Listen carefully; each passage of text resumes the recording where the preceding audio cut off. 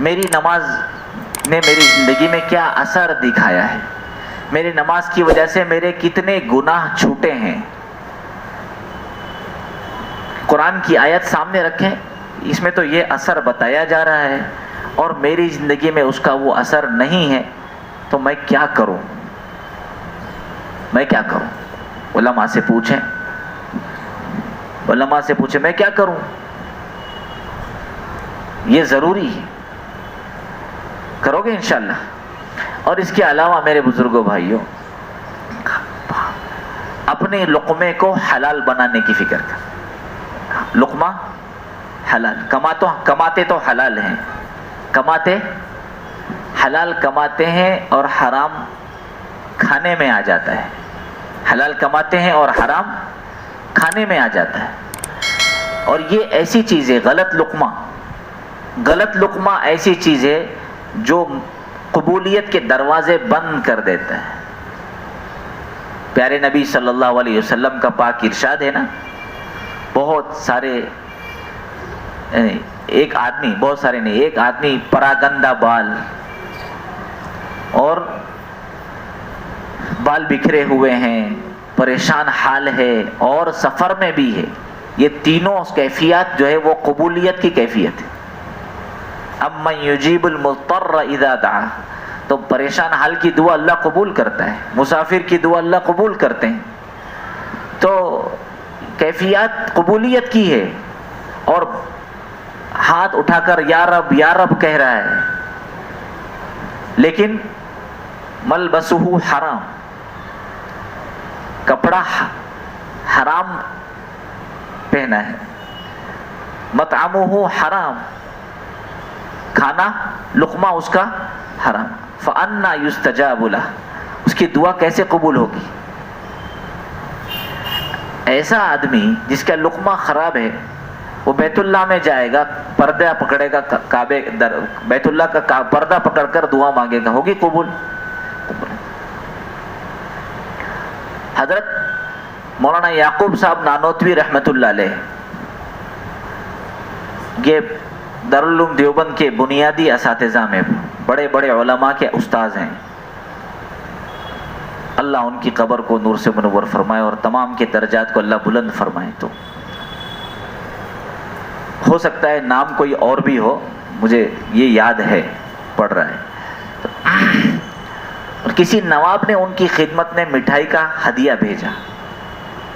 اس زمانے میں نواب لوگوں کے علاقے تھے، جاگیریں تھیں ان کی، تو علماء سے تعلق رکھتے تھے، لیکن جیسے ہمارا تعلق ہے، جتنا اچھا لگتا ہے اتنا ہی. جہاں تک مولانا ہماری مرضی کے مطابق ہے اتنا تعلق. جہاں مولانا ہماری مرضی کے خلاف ہمیں کرنے کہے گے تو بھلے وہ شریعت ہو، اپنے کو کچھ لینا دینا، ایسا تعلق اچھا ہے؟ اللہ راضی ہوں گے ایسے تعلق سے؟ اللہ ہمیں ویسا تعلق رکھنے کی توفیق عطا فرمائے جیسا تعلق رکھنا اللہ کو پسند ہے. تو انہوں نے مٹھائی کا ہدیہ بھیجا. تو علماء حق جو ہوتے ہیں، وہ ان کا مزاج ہوتا ہے، وہ کدھر بھی کھاتے واتے نہیں، کدھر بھی ہر چیز پہ ہاتھ نہیں ڈالتے، تحقیق. لیکن اس وقت میں ان کا یہ ہوا کہ وہ ہاتھ چلا گیا اور تھوڑا سا تھوڑی سی مٹھائی انہوں نے کھا لی. اور پھر ایک دم سے یاد آ گیا کہ میں نے کیا کر دیا. پریشان ہو گئے. اب اس کو تو نکالا بھی نہیں جا سکتا، وہ تو چلا گیا. فرماتے ہیں کہ اتنی سی مٹھائی کا اثر میرے طبیعت پر یہ ہوا کہ 1 مہینے تک مجھے زنا کے خیالات آتے تھے، زنا کے وسوسے آتے تھے. حرام کا لقمے کا یہ اثر ہے.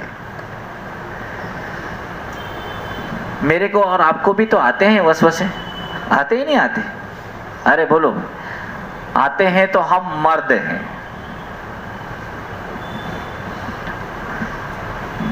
آتے ہیں تو ہم مرد ہیں، اور نہیں آتے تو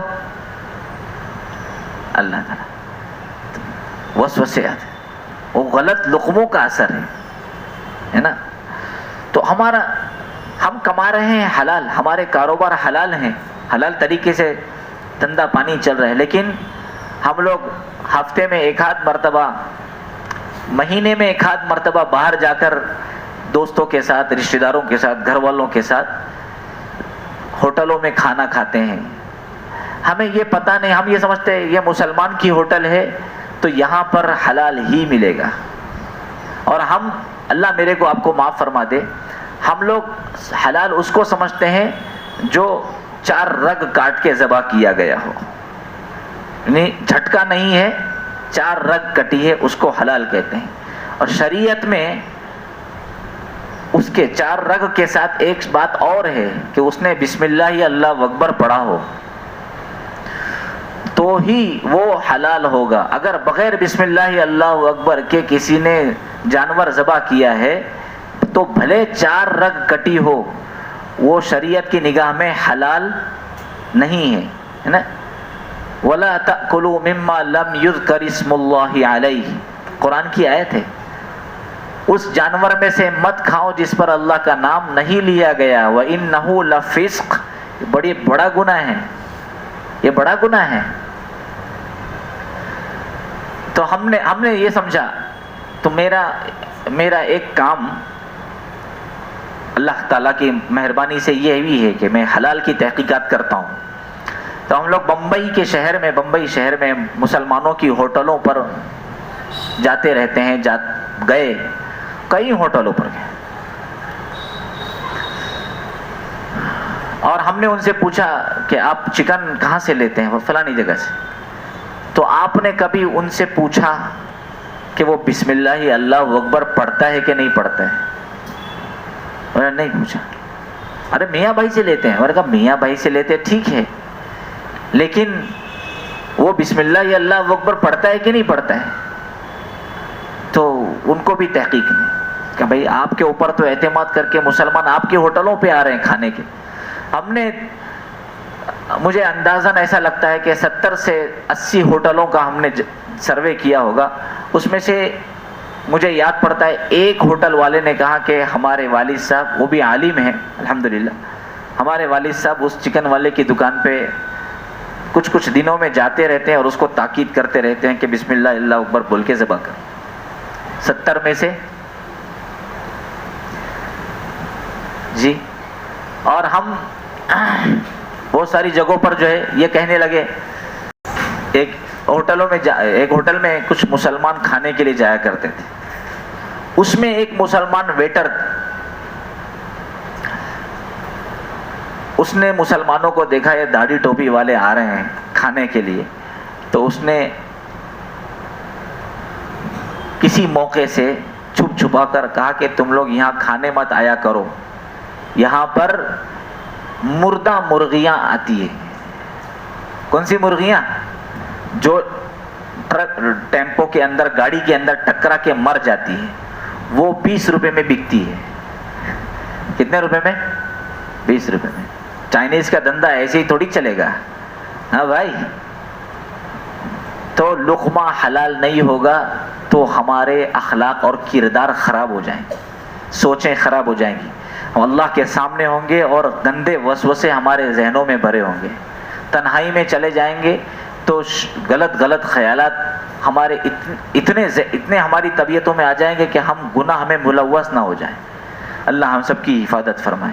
اس لیے آپ جب بھی نان ویج کھانا بند مت کرنا، مسلمان تو اس کے بغیر ہے ہی نہیں نا.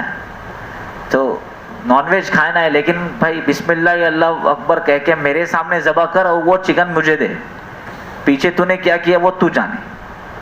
اتنا تو کر سکتے ہیں نا، کرو گے انشاءاللہ؟ ہاں. اور اس کے بعد آپ اپنی دعا کی قبولیت دیکھیے گا، اور اس کے بعد آپ اپنی نماز میں اطمینان دیکھیے گا.